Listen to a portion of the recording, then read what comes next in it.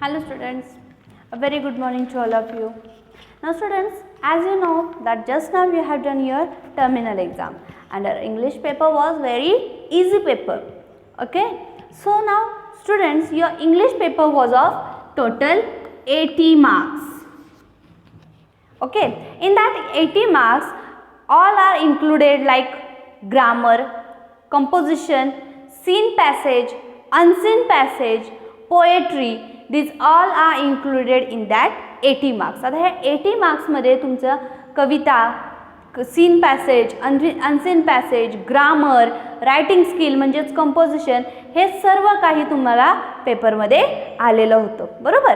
Now let we begin with the discussion of paper. तुम्हाला question आले होते, त्या क्वेश्चनचा आन्सर कसं असायला हवं होतं, काय एक्सपेक्ट होतं in future. If in future in any exam like that question will come, then how you have to write down the answer. जर का पुढच्या येणाऱ्या परीक्षेमध्ये अशा प्रकारचे प्रश्न आले तर तुम्ही आन्सर कसं लिहाल याच्याबद्दल आज आपण डिस्कशन करणार आहोत. Question number 1 A, do as directed. Okay, any 4.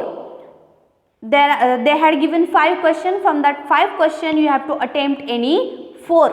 Number 1, compound words. Write down the compound word. Compound word means what? Two smaller words combine together and make one bigger word. Compound word म्हणजे काय? दोन लहान शब्द एकत्र येतात आणि त्या दोन लहान शब्दांपासून एक मोठा शब्द तयार होतो जो की मीनिंगफुल असायला हवा. For example rain plus coat, raincoat. Rain plus coat, raincoat.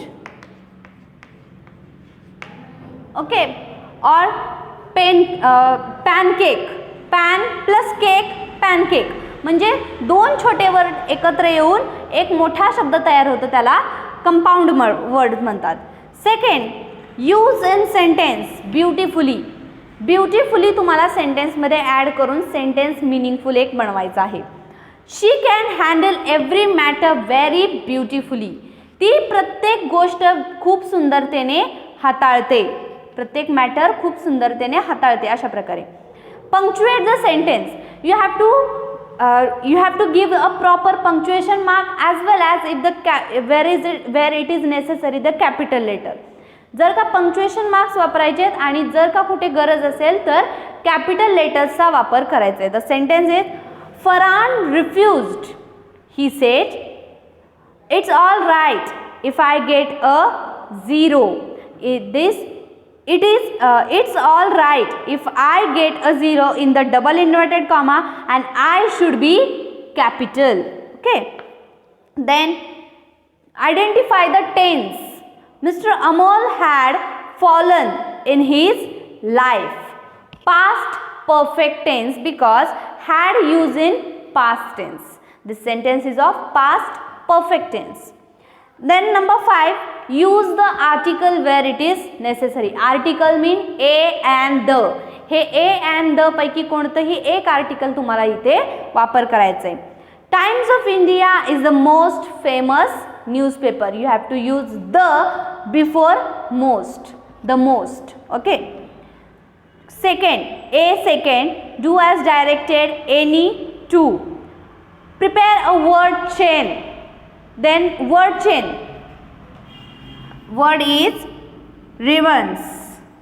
Ribbons. So by taking the last letter of given word you have to make a new word like E. Then you can make elephant. By taking T you can make new word tree. By taking again E you can make eager. Okay. Means word chain म्हणजे काय तुम्हाला already माहिती आहे की जो शब्द दिलेला असेल त्या शब्दाचं शेवटचं लेटर घेऊन तयार होणारा नवीन शब्द लिहायचा. पुन्हा सेकंड वर्डमधील लास्ट लेटर घेऊन तयार होणारा न्यू वर्ड लिहायचा, म्हणजेच word chain. Second, homophone of sale. Homophone. Homophones means the pronunciation is same but the meaning and the spelling is different. फक्त उच्चार एकसारखा असतो दोन शब्दांचा, परंतु त्याचा अर्थ आणि स्पेलिंग दोन्हीही वेगळं असतं. तर इथं सेल हा शब्द दिला आहे. सेल या शब्दाचा होमोफोन्स लिहून त्यापासून सेंटेन्स तयार करायचं आहे. सेल मीन्स हा SALE सेल म्हणजे जो आपल्या दुकानात लागतो सेल, तो म्हणजे SALE sale. Okay. And another word for sale homophone is CELL cell म्हणजे आपल्या शरीरामध्ये असणाऱ्या सेल्स. ओके. मग हे दोन होमोफोनिक वर्ड आहेत, sale, cell. Now the sentences would be many cloth shop having sale in the festive season. Okay. And another, the cell reproduced and the organism grew. Then prepare a sentence by using to commend. To commend हे infinitive verb दिलेला आहे. To commend आपल्याला माहिती आहे infinitive word म्हणजे काय, एखाद्या वर्बच्या सुरुवातीला जर टू आलेला असेल तर ते वर्ब इन्फिनिटिव्ह वर्ब म्हणून ओळखलं जातं. मग you have to make a sentence by using to commend. I cannot sufficient to commend that view. You can make. Now some questions like personal response or any question related like word chain or related words or make a sentences. These questions answer may vary of everyone. आता हे काही प्रश्न जे असतात जसं की personal रिस्पॉन्सचे question असतील किंवा रायटिंग स्किलमधले क्वेश्चन्स असतील किंवा डू ॲज डायरेक्टेडमधले सुद्धा काही प्रश्न जसं की word chain, related word, then homophonic word किंवा मेक अ सेंटेन्सेस किंवा कंपाऊंड वर्ड्स असेल. हे जे काही प्रश्न आहेत त्या प्रत्येक प्रश्नाचा आन्सर हे प्रत्येकाचं सेम असेलच असं नाही, प्रत्येकाचा आन्सर हे वेगळं असू शकतं. Question B, do as directed any one. Change the narration. Change the narration means you have to change the direct speech into indirect speech. Narration म्हणजे तुम्हाला जे दिलेलं वाक्य आहे त्या वाक्याचं स्पीच चेंज करायचं आहे, direct into indirect speech. Then change the degree. Second is change the degree. एक सेंटेन्स दिलेला आहे, the sentence had given to you.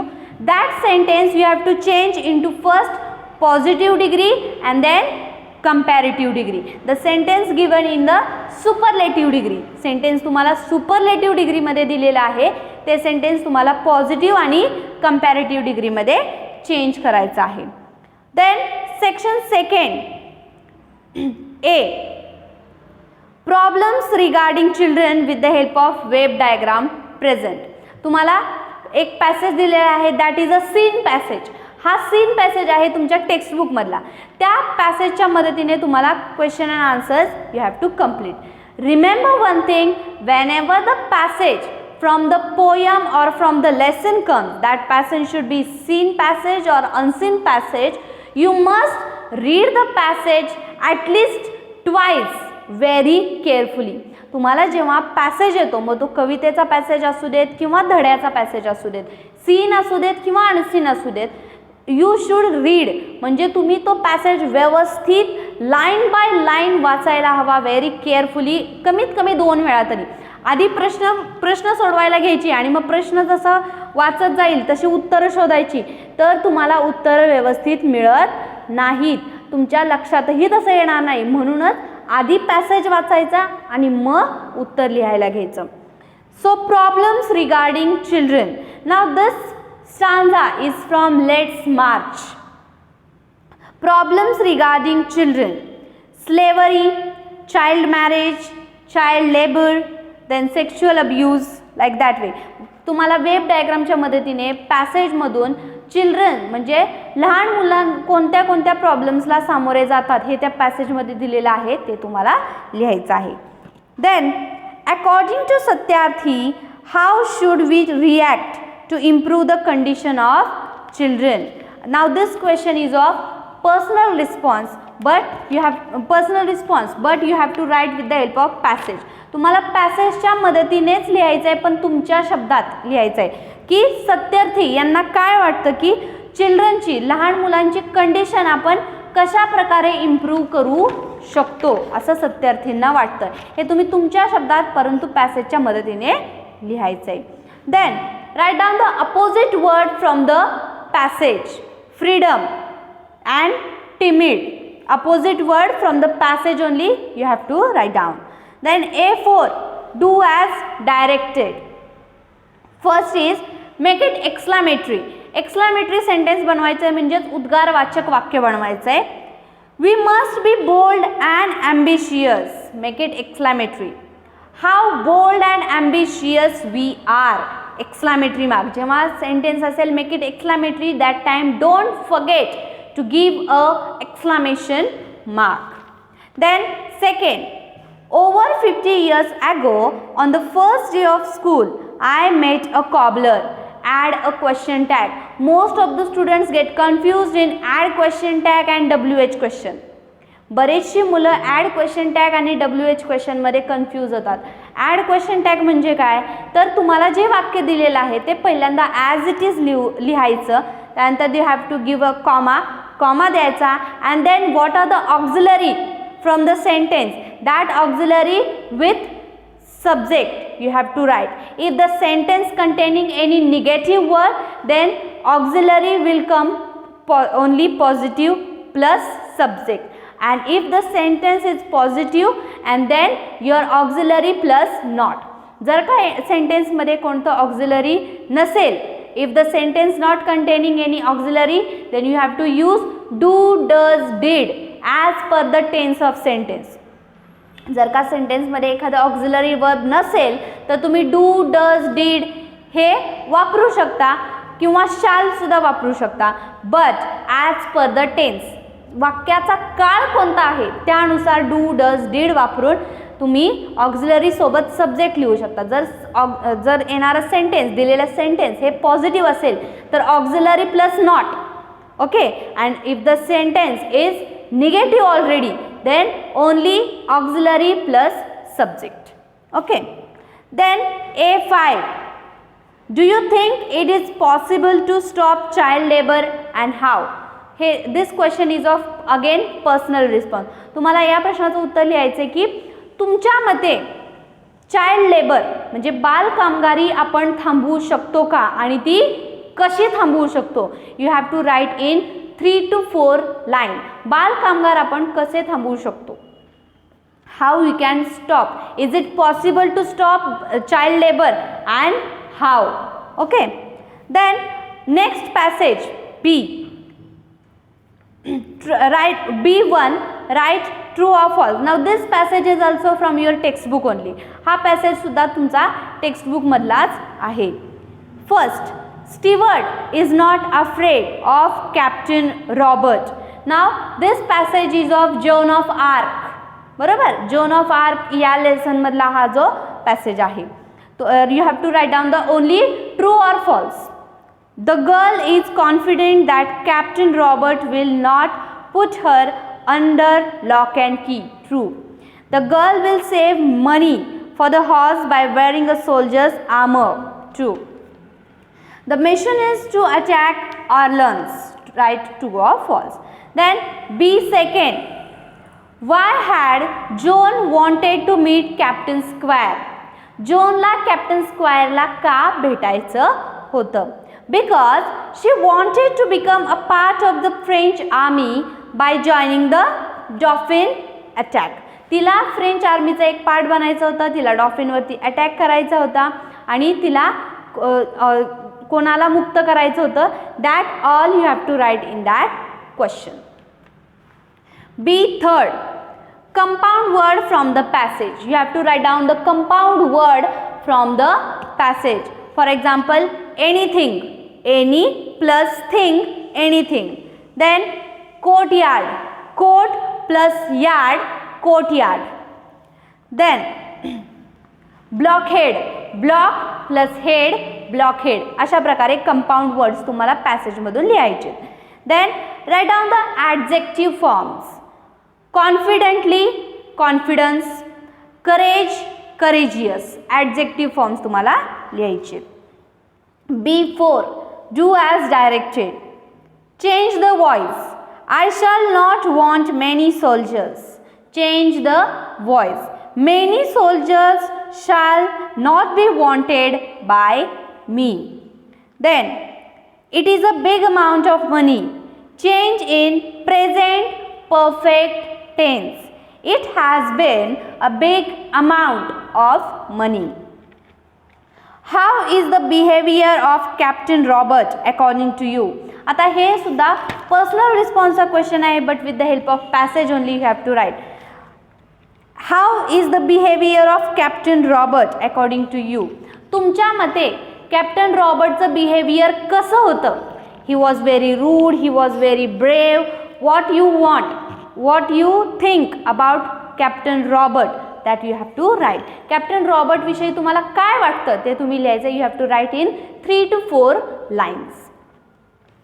Section 3, question number 3 A, complete the following. Now this question third is from the poetry section.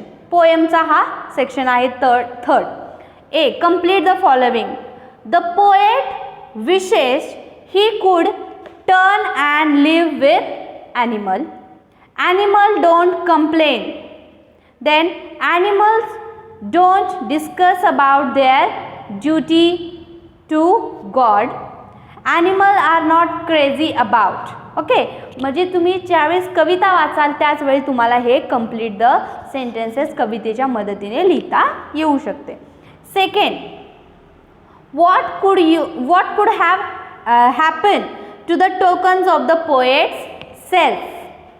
The answer will be, the poet says that long ago he might have dropped the tokens or symbols of a feeling, a fact, an event, etc., or materials of affection which the animals have kept for him. Then a third, identify the figure of speech. They don't sweet and whine about their condition. Figure of speech कोणती आहे? Tautology, because involve 2 or more words in a sentence that have a same meaning.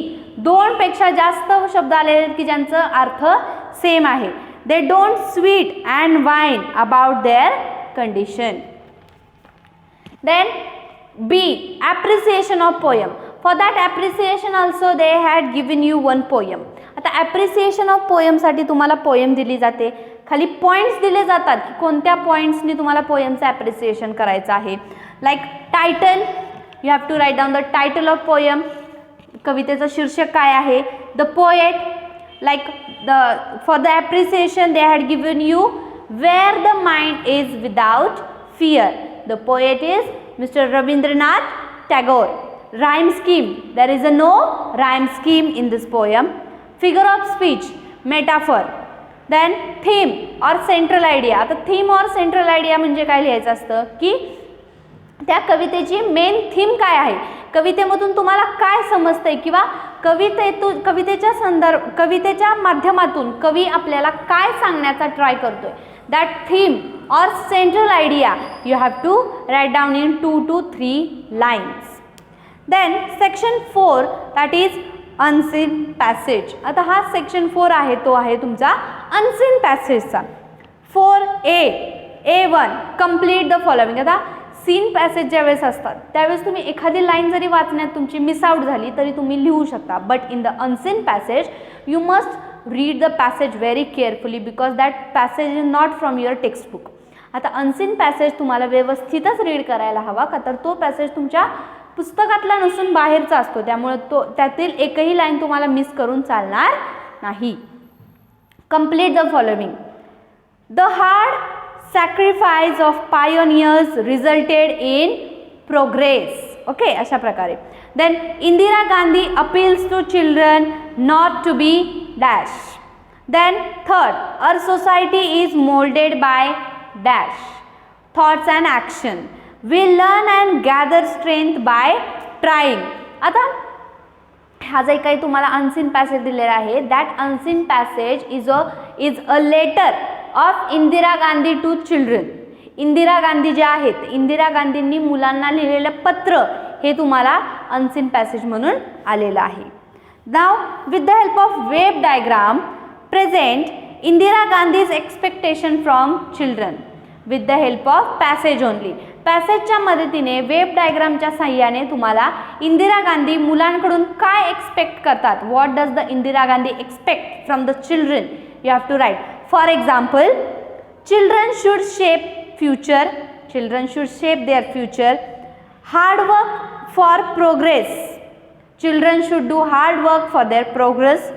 Then children must continue work and become country strong and united. अशा प्रकारे पॅसेजच्या मदतीने इंदिरा गांधींचं मुलांकडून काय expectation आहे ते लिहायचे.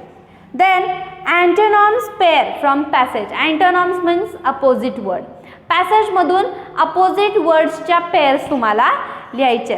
First is present opposite future, easy opposite difficult. Then A4 do as directed. You can change the bad, use able to. You are able to change the bad. Okay, able to use करून तुम्हाला sentence complete करायचे, पुन्हा rewrite करायचे. You can change the bad, you are able to change bad. Then the work of building is not easy. Make it affirmative.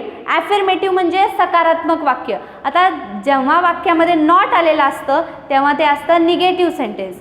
ते negative sentence तुम्हाला change करून affirmative मध्ये करायचे. The work of building is very easy. The work of building is not easy. You can make it affirmative by removing not. Affirmative करताना तुम्हाला not काढून टाकायचं असतं. A5 tell about some evil or bad things that the children should avoid. आता इथं तुम्हाला personal रिस्पॉन्सचा question आहे. तुम्हाला मुलांमध्ये असणाऱ्या काही वाईट सवयी लिहायच्या आहेत की ज्या वाईट सवयी मुलांनी अवॉइड करायला हव्यात. बॅड इव्हिल्स म्हणजे वाईट सवयी की ज्या मुलांनी अवॉइड करायला हव्यात, टाळायला हव्यात अशा. For example, they should not distract from their study. त्यांनी त्यांच्या अभ्यासातून दुर्लक्ष नाही केलं पाहिजे. That is also bad habit. Then more interest taking in playing. They should not take more interest in playing games. त्यांनी खेळामध्ये जास्त लक्ष नाही दिलं पाहिजे. हां, little bit playing games is necessary only, but more interest in playing only, that is bad habit. पूर्ण खेळाकडे सगळं लक्ष आहे ही वाईटच सवय आहे. थोडा खेळ असावा for only change of your mind. तुमचं मन फक्त थोडापुरतं चेंज करण्यासाठी थोडा खेळ असावा. मग मुलांमध्ये कोणत्या वाईट सवयी आहेत ज्या की त्यांनी अवॉइड करायला हव्यात या तुम्ही इथं लिहायच्या आहेत.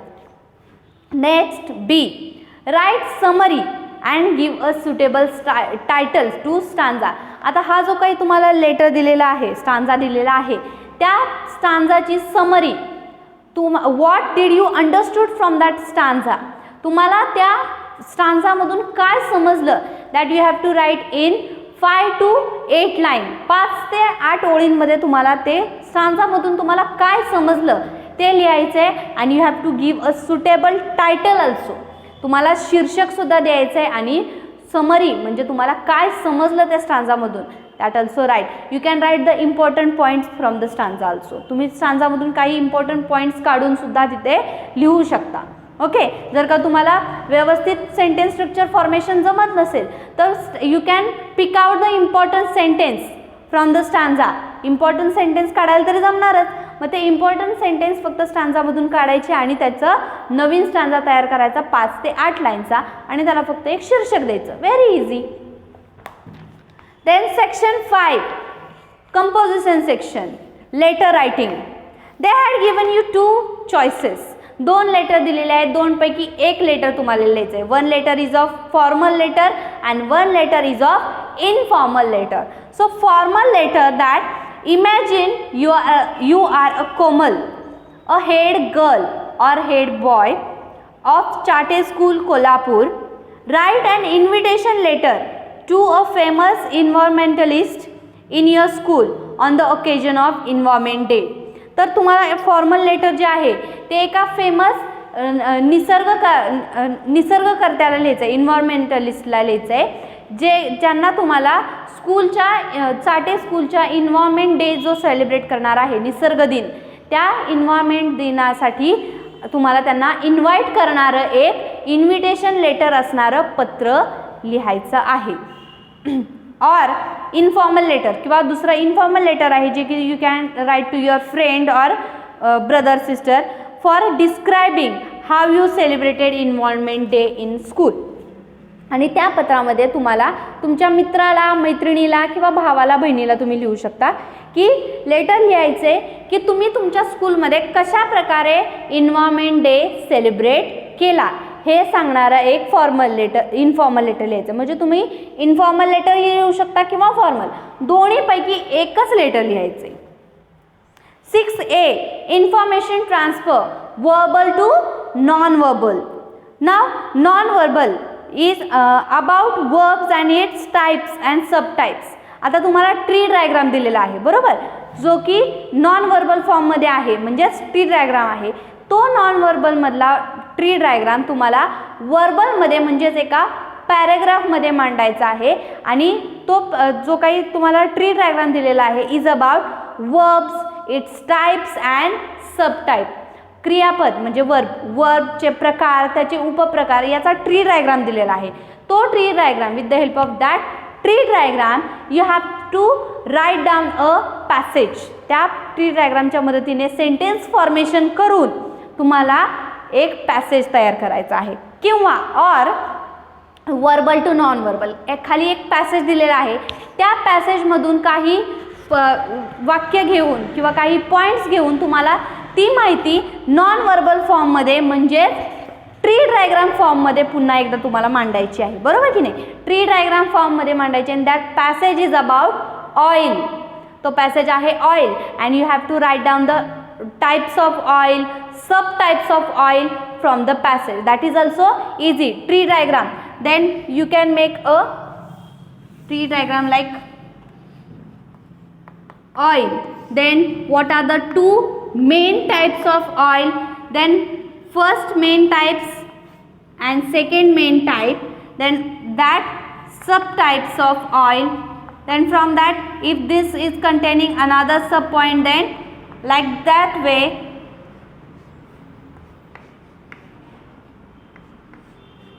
you have to present with you have to present with a tree diagram.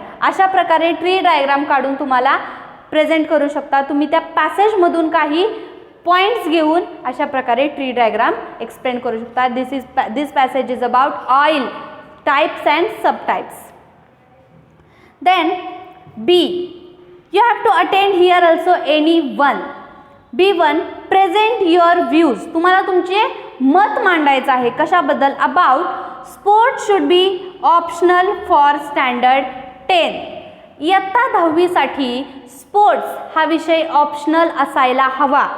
तर का असायला हवा ऑप्शनल याबद्दल तुम्हाला तुमचे पॉईंट्स, व्ह्यू मांडायचे आहेत. With the help of points they had given you sub points also like fail students in science and maths, then difficult syllabus, stress and tension, no sport background, very short time for studies. या काही पॉईंट्सच्या मदतीने तुम्हाला तुमचे points मांडायचे आहेत की इयत्ता 10वीसाठी स्पोर्ट्स हा विषय ऑप्शनल असायला हवा. और ड्राफ्ट अ स्पीच किंवा त्या प्रश्नाला और तुम्ही स्पीच रायटिंग सुद्धा लिहू शकता.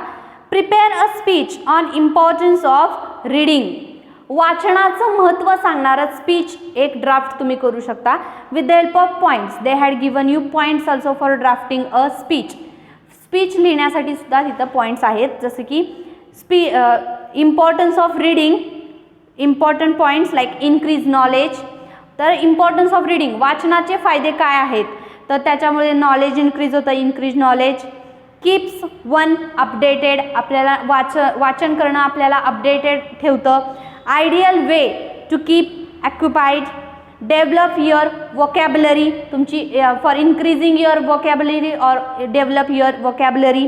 Develop the power of expression, तुम्हाला तुमचं मत व्यक्त करण्याची ताकद वाचनातून मिळते. Now like that way you can present your view और you can write a speech any one with the help of point, but form a sentences, you should form a sentences correctly. Okay, तुम्ही जे काही sentences बनवाल ते correct असले पाहिजेत. Points जरी वापरले तरी sentence formation should be correct. Then sections last, that is expand the theme. The winner never quit and quitter never win. एक थीम दिलेली आहे, ती थीम तुम्हाला एक्सप्लेन करायची, एक्सपांड करायची. थीम आहे the winner never quit and quitter never wins. म्हणजे जो जिंकणारा असतो, विनर नेवर क्वाइट, जिंकणारा कधीही शांत बसत नाही आणि जो शांत बसतो तो कधीही जिंकत नाही. ही थीम दिलेली आहे, ती थीम तुम्हाला एक्सप्लेन करायची आहे. तर ती कशी की जिंकणारा कधीही शांत बसत नाही आणि शांत बसणारा कधीही जिंकत नाही, याच्याबद्दल तुमचं मत, तुमचे व्ह्यूज मांडून तुम्हाला ती थीम एक्सप्लेन करायची आहे, एक्सपांड करायची. और आणि त्यालाही और प्रश्न आहे, राईट अ न्यूज रिपोर्ट. तुम्ही न्यूज रिपोर्ट लिहू शकता.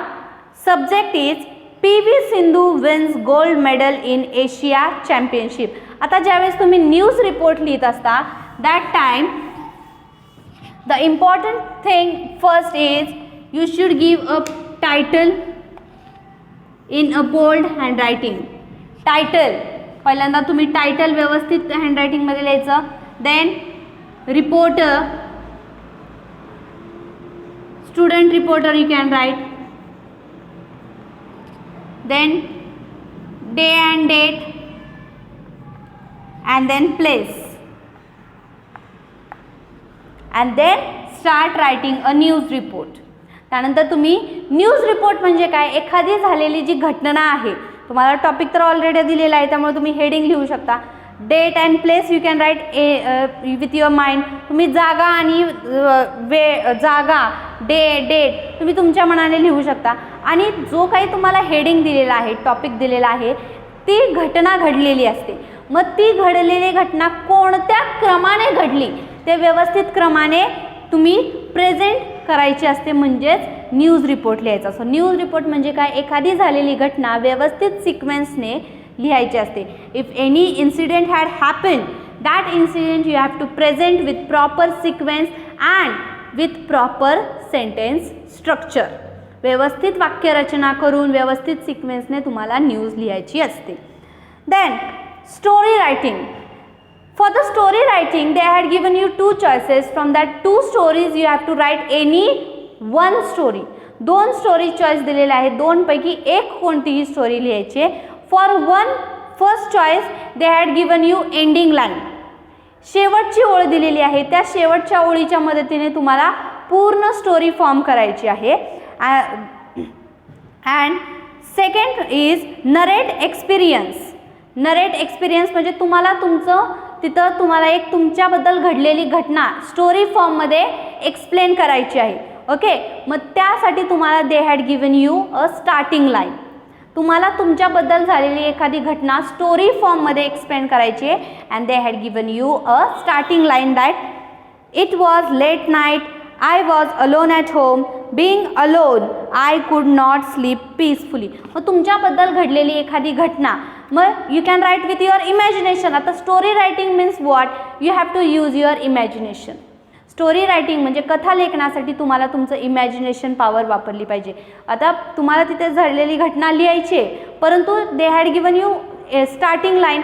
So with the help of that starting line you can write a story, और with the help of ending line you can form a story. शेवटची ओळ दिलेली आहे, त्या शेवटच्या ओळीच्या मदतीने सुद्धा तुम्ही गोष्ट तयार करू शकता. थँक्यू.